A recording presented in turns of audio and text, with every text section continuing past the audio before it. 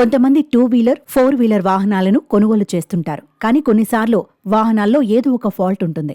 అవి కొన్న 2-3 రోజులకే వాటిలో సమస్యలు వస్తాయి. స్టార్టింగ్ ప్రాబ్లం లేదా క్లచ్ లేదా బ్రేక్లు, ఇంజిన్ ఇలా ఏదో సమస్యలు వస్తుంటాయి. దీంతో కంపెనీలే వాహనాలను రిపేర్ చేసి కస్టమర్లకు సర్వీస్ ఇస్తుంటాయి. అయితే ఇటీవలి కాలంలో ఓలా ఎలక్ట్రిక్ స్కూటర్పై అనేక ఫిర్యాదులు వస్తూనే ఉన్నాయి. కొందరు దీని బ్యాటరీ గురించి ఆందోళన వ్యక్తం చేస్తుండగా మరికొందరు బైక్ నాణ్యత గురించి ఆరోపిస్తున్నారు. చాలా మంది కస్టమర్లు ఎలక్ట్రిక్ వాహనాలను కొనేందుకు భయపడిపోతున్నారు.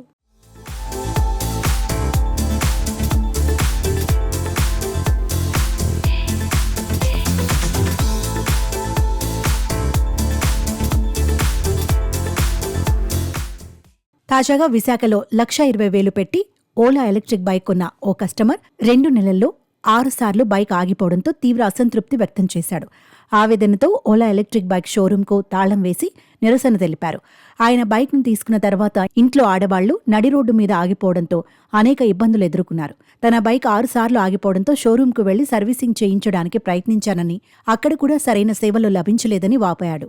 తాము 1,20,000 పెట్టి ఈ బైక్ కొన్నామని, కానీ వాడుకలో వస్తున్న సమస్యలను సరిచేయడం కంటే తమని బెదిరించడం జరుగుతోందని ఆవేదన వ్యక్తం చేశాడు. దీంతో ఓలా షోరూంకి తాళం వేసి నిరసన వ్యక్తం చేశారు.